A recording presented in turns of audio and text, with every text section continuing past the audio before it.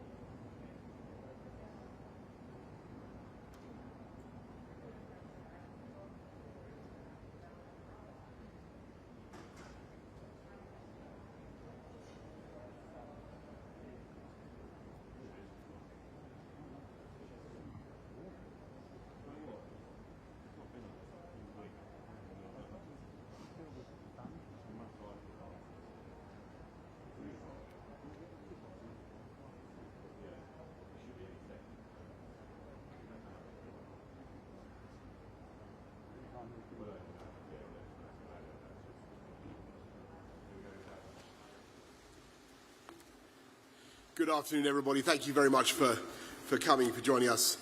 It's all too easy to come to a summit like this and get caught up in a mood of exaggerated enthusiasm simply because of the very nature of diplomacy and the instinct to be polite.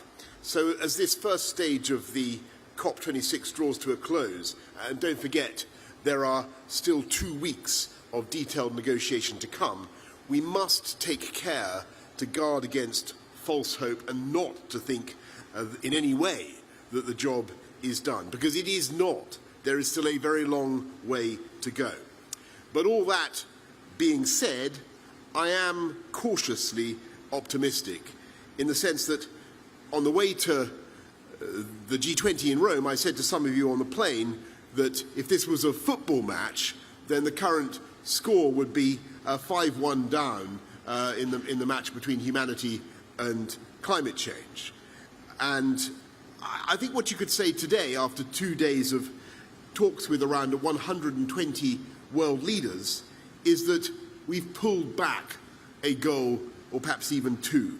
And I think we're going to be able to take this thing to extra time, because there's no doubt that some progress has been made. We're ending the Great Chainsaw Massacre, with more than 85% of the world's forests to be protected by the end of this decade, an unprecedented agreement by 122 countries now, backed by the biggest ever commitment of public funds for forest conservation, with much more still to come from the private sector. We've got 90% of the world's economy working towards net zero, up from less than a third when the UK took up the COP reins, including India keeping 1 billion tonnes of carbon out of the atmosphere by switching half its power grid to renewable sources. More than 100 countries have just signed up to cut their methane emissions by 2030. When we were selected as hosts of COP26, just 1% of the world's economy had met the post-Paris obligation to improve on their 2030 emission targets. Today, that figure stands at 80%. And it's not just that we're putting forward better targets or bigger targets. The world has been actually putting forward the plans to reach those targets. Billions of dollars have been committed to supporting developing and vulnerable countries. Big business has stepped up with the launch of the Glasgow breakthroughs this afternoon, and our Clean Green Initiative idea, the Build Back Better World idea that Joe Biden talks about, is catching on, and it's taking the green industrial revolution worldwide. For example, we're working with South Africa's President Ramaphosa to deliver his ambitious vision for faster, greener growth. And what I would say is, we've been asking for action, as you know, on coal, cars, cash and trees. And after just a couple of days, we can certainly begin to tick 3 of those boxes. You can begin, we're beginning to write the tick. And that's all happened because we were able to come together in person in Glasgow and do this, make it happen at COP26. And of course, it's only part of the story. Although the UK has this week committed a further $1 billion of international climate finance, taking our total to £12.6 billion by 2025, £12.6 billion that we're committing to climate finance. Actually, just a few hours ago, Japan announced another $10 billion over the next 5 years, a big commitment from Japan. The reality is that the developed world will still be late in hitting the $100 billion target. And it's brilliant that so many countries have embraced net zero this week, but we're going to keep working with all the leaders around the world to get them there sooner, to accelerate their timetable. We've now protected 85%, we've got measures to protect 85% of the world's forests and 90% of the world's economy working to net zero. Those commitments will be 100% useless if the promises made here are not followed up with real action. As Prime Minister Mia Mottley of Barbados so passionately warned us yesterday, climate change is not some parochial political issue. For tens of millions of people around the world, it is literally a matter of life or death. Those economies need 1.5 to survive. So I'll be watching proceedings, we'll be watching proceedings very closely to make sure we keep moving forward and there are no U-turns, no sliding back from where we've got to. But I think we can be confident about one thing in the days ahead, the couple of weeks we've got. The clock on the doomsday device that I talked about is still ticking. But we've got a bomb disposal team on site, and they're starting to snip the wires, I hope some of the right wires. And my message to them, to the negotiators, is very simple. The leaders of the world may have left or are leaving COP now, but I can tell you that the eyes of the world, the eyes of the populations of the world are on you, and the eyes of the British government and all the other governments that care about this are on our negotiators, and we have your numbers. Thank you all very much. I'm going to go to the media now, and we'll begin with Laura Koonsberg of the BBC. Thank you very much, Prime Minister. The Chinese have said today that there are still significant gaps. We know also that the leader of the UN has said he's worried there isn't enough trust between developing countries and developed countries to be able to get a deal over the line. You've said that the leaders of the world have scored a couple of goals, improved things from 5-1, but what or who is going to score the extra 2 or 3 goals you still need? Thank you, Laura. I think that's entirely right, in the sense that the issues remain very difficult. We've seen some big moves on tackling deforestation that I've talked about. I think the Indian move on decarbonising their power system, getting towards renewables in the way that they're pledging to do is huge and terrific. I think that the commitment that Japan made on cash, the $10 billion over 5 years, that's big money, and that will make a big difference in engendering that confidence, Laura. But I think the crucial thing that is really happening, that if there's one thing that starts to give me confidence or optimism anyway, it's that we are starting to create, for the countries that find it most difficult to transition away from fossil fuels, we're starting to create those coalitions of support to help them to move on. And so to help Cyril Ramaphosa of South Africa in his vision, several countries, including the UK, are now working to supply $8.5 billion to help accelerate that transition away from coal, to help decarbonise the South African economy in a major way. And you're starting to see that kind of approach taken around the world with some of the countries that find it most difficult. And if I had to, I've told you I was at Paris, and I remember what it was like And we had this great sense that we'd agreed this thing that we were going to try and cut CO2 together. But it was also a slightly floaty feeling because we didn't know how on earth we were going to do it. And there was no roadmap. There was no very clear sense of how you could do it. I think what you're starting to see here at COP26 in Glasgow is a sense of how actually you can deliver those cuts in CO2. But, you know, I'm not going to disagree with you, Laura. There is a long way to go. Anushka Astana of ITV. Thank you. Prime Minister, I'm not sure if the Prime Minister of Belize would share your cautious optimism. I spoke to him today and he said developed countries are not doing enough. He said that the West got rich on lavish lifestyles and that now it was telling developing countries they couldn't do that. He says if that is your message, then they need much more money and much more action. So let me ask, do you understand the anger of the Prime Minister of Belize? And also, you're not going to get a deal that's good enough on coal, are you?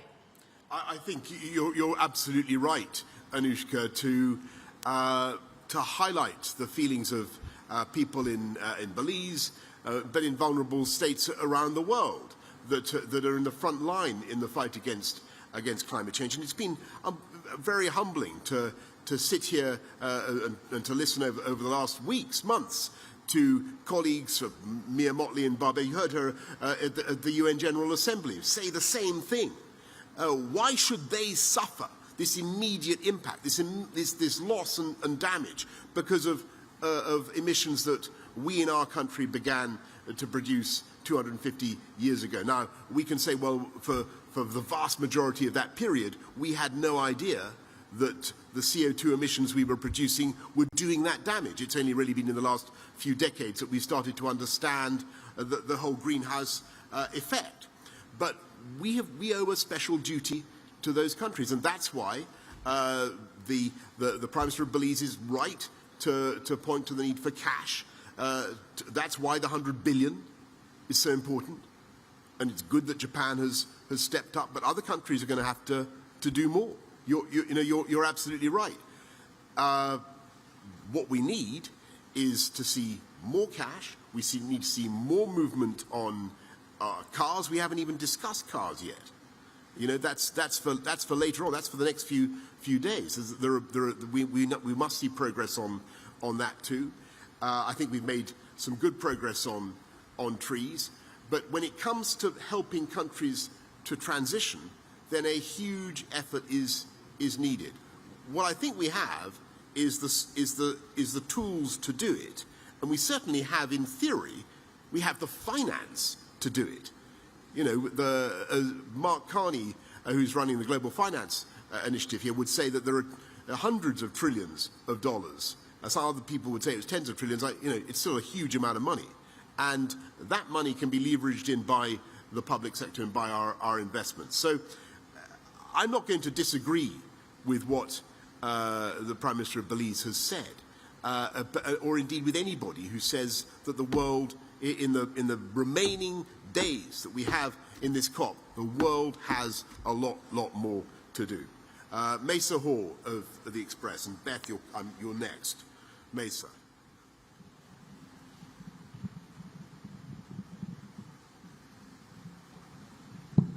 Thank you very much, Prime Minister. A couple of days ago, you put the chances of success here at about 6 in 10. I just wondered if you had a new figure for that after the talks today.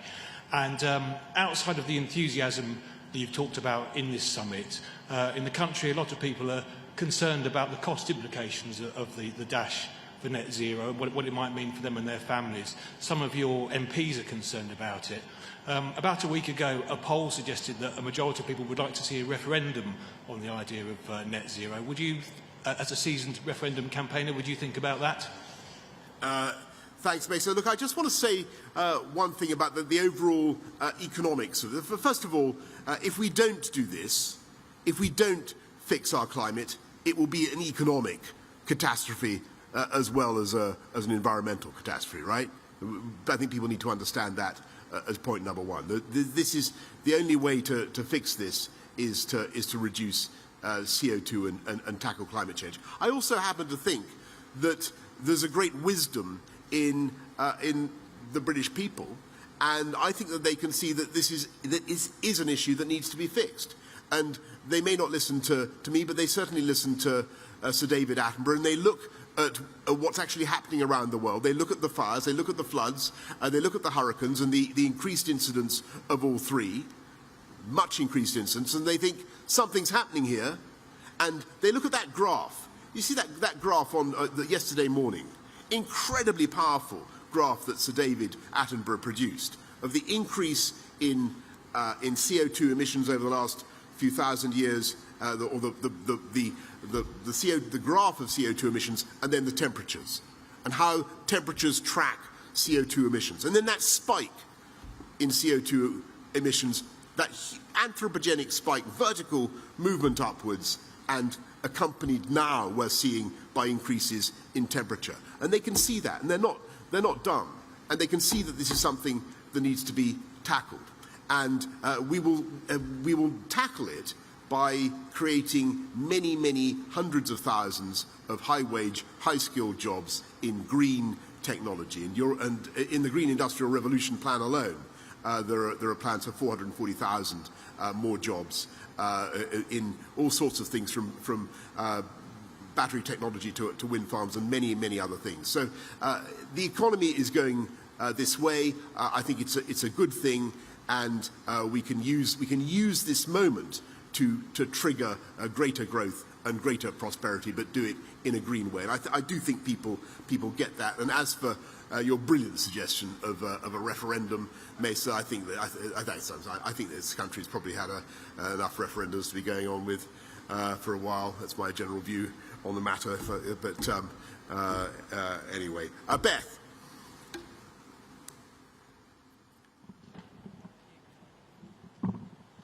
Thank you, Prime Minister.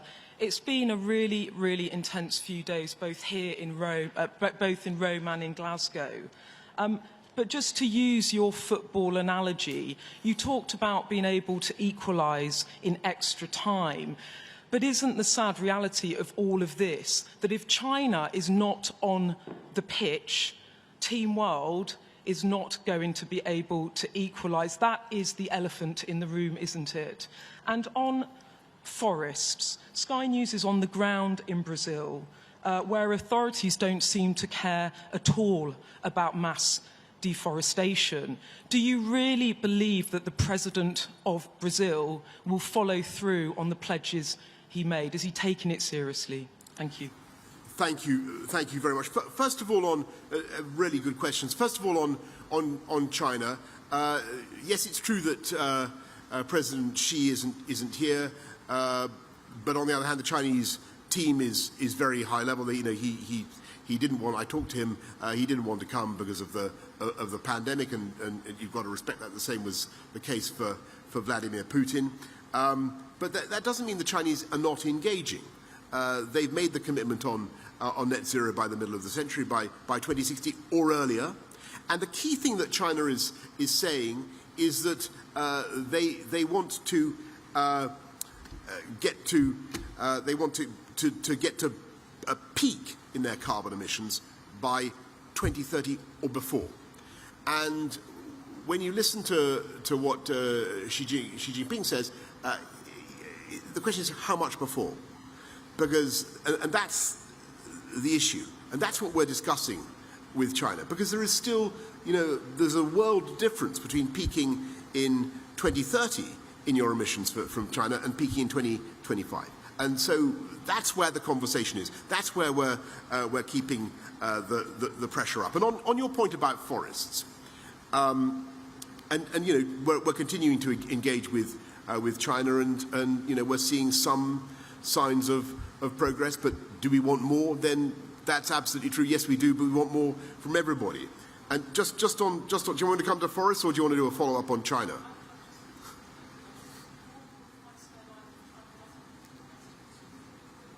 I think that we need China to make commitments. China has already made a substantial commitment in the sense they've moved to net zero by the middle of of the century, 2060 or before, as Xi Jinping says. Let's see where we get to with China and peaking by pre-2030. Let's see what that adds up to. But China has fantastic power to make change in the way it runs its economy. They've committed to no new financing of overseas coal. That's a big change already. You're starting to see the impact of that Chinese decision to stop financing coal overseas. In the whole Asia-Pacific region already, you can see people moving away from, just at this COP, just in the last couple of days, you'll have seen the pledges that really follow from that Chinese action. So I'm grateful for that. Do we need more progress? You bet. We need more progress from China and from everybody here at this gathering.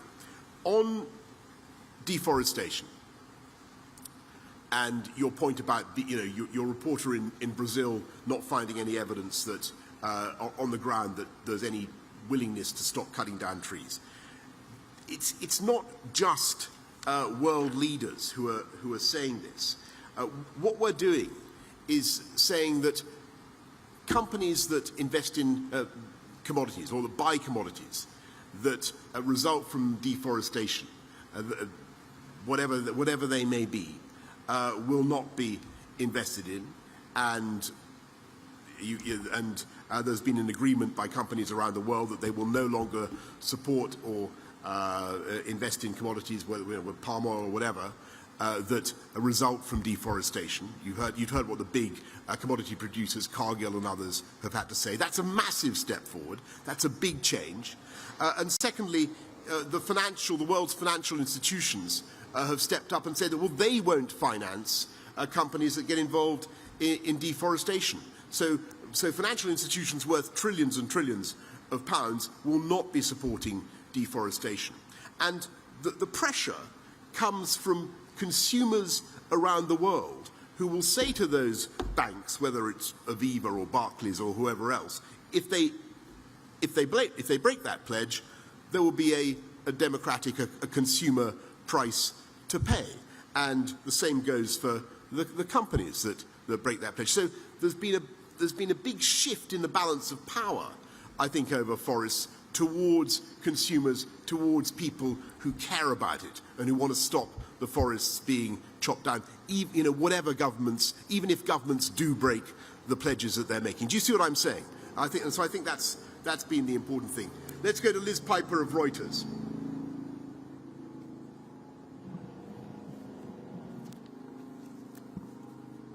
Hi, Prime Minister. The developed world promised in 2020 to deliver the 100 billion. They still haven't done that. Do you think what's the likelihood of it actually coming next year? And surely the price tag should be a little bit higher. Also, what was your reaction to India's net zero target being at 2070?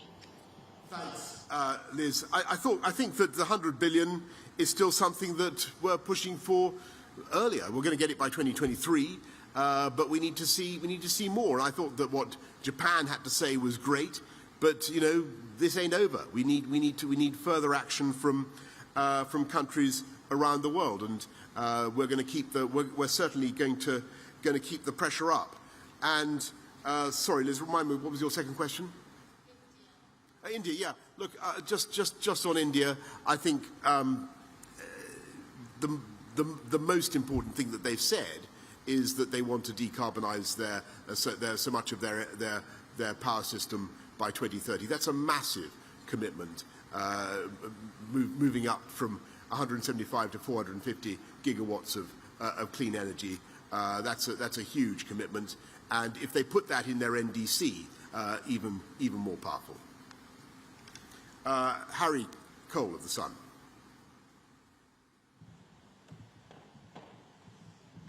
Thank you very much, Prime Minister. You say the score is now 5-3, but who scored the goal? 5-2. 5-2. I mean, I said it could be even 5-3. Who scored the goals, though? Was it the Queen? Was it Biden? Was it Greta? Was it you? Who's had the biggest impact on this summit? And if I may, it seems that President Macron is already back in Paris tonight, having seemingly left early. Was that a snub after your fallout? And could you possibly clear up whether you did offer him more generous terms for French fishing boats in order to keep talks alive? Thanks. Look, I think that it's a team game, this thing, Harry. And I think I think everybody's working very hard together to keep 1.5 alive, and I think 1.5 degrees alive, and I think a lot of I would pay tribute to all the individuals that you've mentioned, or with the possible exception of myself, but I would certainly pay tribute to everybody for a big effort, and that effort will continue. We will keep going right to the wire. And on our relations with France, I really renew what I've said before. We are working very closely with our French friends and partners on the things that matter most to the people of the world, and that is tackling climate change, reducing CO2, and by comparison with that hugely important issue, the ones you mentioned are really vanishingly unimportant. But since you ask about whether the UK has changed its position, let me put it that way, changed its position on the fishing issue, the answer is no. But I hope that will do, folks. And thank you all for your kind attention. Thank you.